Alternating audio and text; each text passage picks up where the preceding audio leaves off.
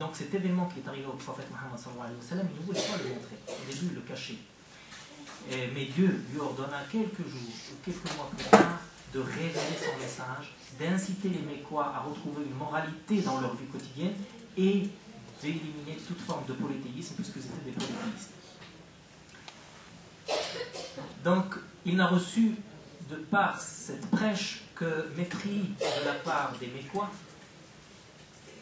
et souffrance, à tel point qu'on a attenté à sa vie et donc on a essayé de l'assassiner à plusieurs reprises. Et donc une prêche avec peine et souffrance en 622, le 16 juillet 622, un jeudi, Dieu lui a demandé de quitter la Mecque et d'aller vers Médine. Et à Médine, il y avait des gens qui étaient prêts à écouter son message, qui ont écouté son message juste à distance et qui lui ont prêté allégeance. Et Dieu lui a demandé de quitter la Mecque pour aller à Médine. Et en arrivant à Médine, donc il a vécu 13 ans, il a prêché pendant 13 ans à la Mecque. Donc il a reçu la révélation à l'âge de 40 ans, il a prêché pendant 13 ans à la Mecque, et puis il a quitté la Mecque, il est parti vers Médine, et là, il a vécu 10 ans. Et pendant ces 10 ans, le prophète Mohammed sallallahu alayhi wa sallam a réussi à fraterniser entre les clans rivaux qui vivaient dans cette ville. Les Mécois disaient, Mohammed est parti à Médine, qu'on le laisse partir là-bas, Médine s'entretue entre elles, donc il ne va pas réussir. Mais il a réussi, Mohammed sallallahu alayhi wa sallam, à fraterniser entre les clans rivaux et à fonder une Ummah, une nation. Alors cette nation dans laquelle les musulmans et les non-musulmans retrouvaient chacun sa place, où chacun avait sa place. Donc c'est une ville qui est habitée par les monothéistes, c'est une ville qui est habitée par les polythéistes et c'est une ville qui est habitée par les juifs. Et les trois constituaient la nation de Mohammed sallallahu alayhi wa sallam.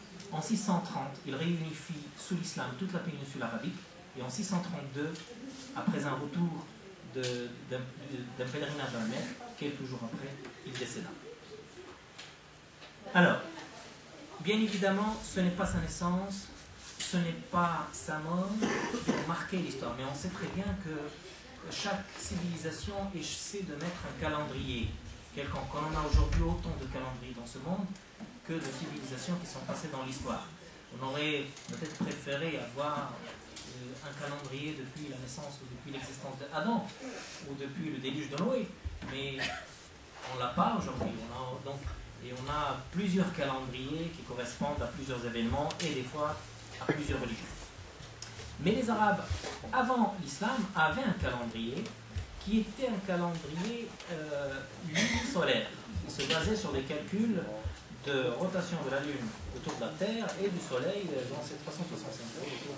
Un calendrier de 12 mois formé de façon alternative entre 29 et 30 jours avec intercalation tous les 2 ou 3 ans, carrément d'un mois supplémentaire afin de garder une certaine synchronisation du calendrier lunaire et du calendrier solaire. Mais au fur et à mesure de la révélation qui descendait sur le prophète Mohammed sallallahu alayhi wa sallam, les préceptes du Coran vont faire prendre un virage définitif à ce calendrier et beaucoup d'événements vont être calqués sur le calendrier lunaire, alors que les Arabes n'adoptaient pas le calendrier lunaire. Même Mohammed sallallahu alayhi wa sallam, pendant toute sa vie, il n'avait pas le calendrier lunaire. Ce n'était pas ce calendrier lunaire qu'il utilisait. Donc, mais par contre, au fur et à mesure, il va observer la Lune à un certain nombre de périodes, de l'année, là où il y aura des événements importants, et ce n'est que 634, donc plusieurs 2 années après la mort du prophète Mohammed sallallahu alayhi wa sallam, c'est le deuxième calife Omar ibn Khattab, qui va plusieurs années aussi plus tard, 4 ou 5 ans plus tard, qui va instituer ce nouveau calendrier. Alors on va voir les versets coraniques qui parlent du calendrier, qui ont influencé le fait que l'on parte d'un calendrier lunisolaire à un calendrier lunaire. Dans la sourate 9, verset 36, Dieu dit en sens français, le nombre de mois auprès d'Allah est de 12 mois. Dans la prescription d'Allah, le jour où il créa les cieux et la terre, 4 d'entre eux sont sacrés. Telle est la religion droite. Durant ces mois, ne faites pas de tort à vous-même.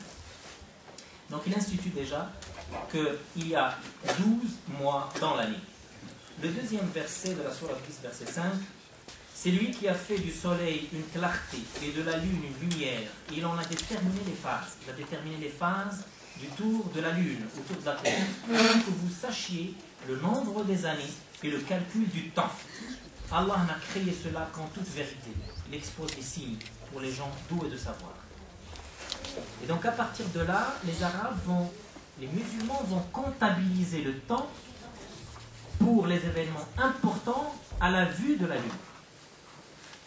Dieu dit aussi, il t'interroge sur les nouvelles lunes, c'est-à-dire sur la lune qui apparaît tous les 29 ou 30 jours. Dit, elles servent aux gens pour compter le temps et aussi pour le hajj, pour le pèlerinage, un événement parmi d'autres. Et ce n'est pas un acte de bienfaisance que de rentrer chez vous par l'arrière des maisons, mais la bonté pieuse consiste à craindre Allah, entrez donc dans les maisons par leur porte et craignez Allah afin que vous réussissiez. Et le prophète sallallahu alayhi wa sallam disait dans un hadith, donc le Coran c'est la parole de Dieu, hein, chaque mot, chaque lettre, c'est celle qui a été révélée par l'ange Gabriel et qui a été apprise à Muhammad sallallahu alayhi wa sallam et qui nous a répété, qui a été apprise par tous les gens jusqu'à la date d'aujourd'hui. La parole de Muhammad, ce qu'on appelle le hadith, c'est une de ces paroles qu'il a dites et que d'autres personnes ont rapportées et qu'on peut trouver avec des versions différentes dans différents livres. C'est différent du Coran. Ça s'appelle hadith. Alors le hadith, le prophète sallallahu alayhi wa sallam, il disait sur le mois de Ramadan, commencez à jeûner en voyant la fin du croissant lunaire et cessez de jeûner en le voyant. Si la fin du croissant lunaire reste cachée, alors comptez 30 jours au mois de Sha'ban. Hadith de Muhammad. Alors, donc ces versets vont transformer notre calendrier. Et ce qui va faire que l'on adopte ce calendrier, c'est que, on va dire, le prophète est mort en 632.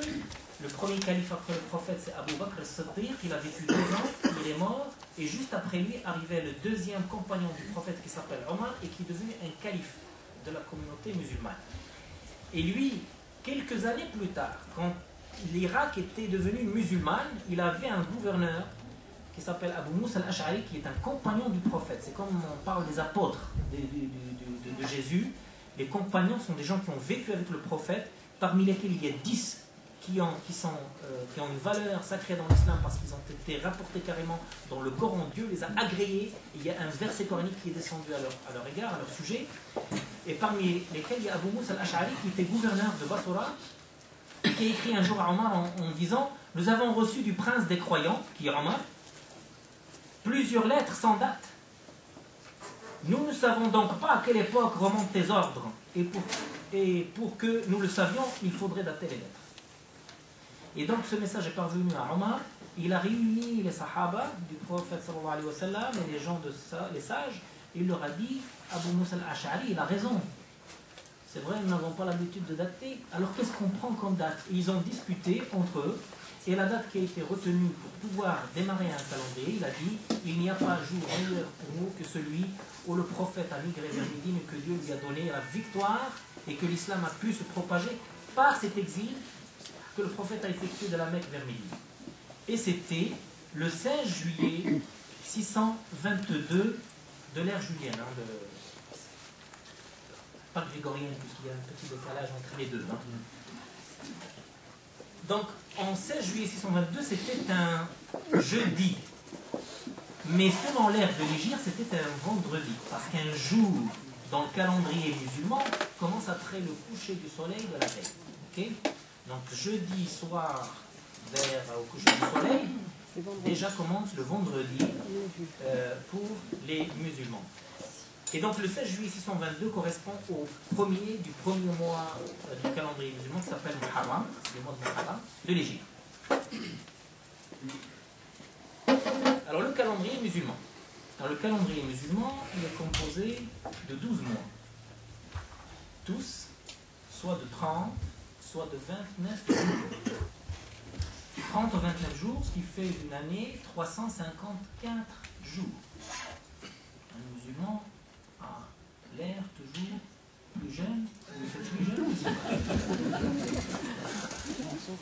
Moi j'ai 38 ans quelques et j'ai 40 ans lunaire. Okay.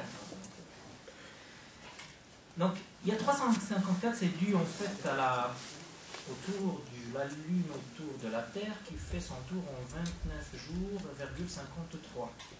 Hein? Donc, et la Lune, c'est quand il y a la Lune dans le même axe entre le Soleil et la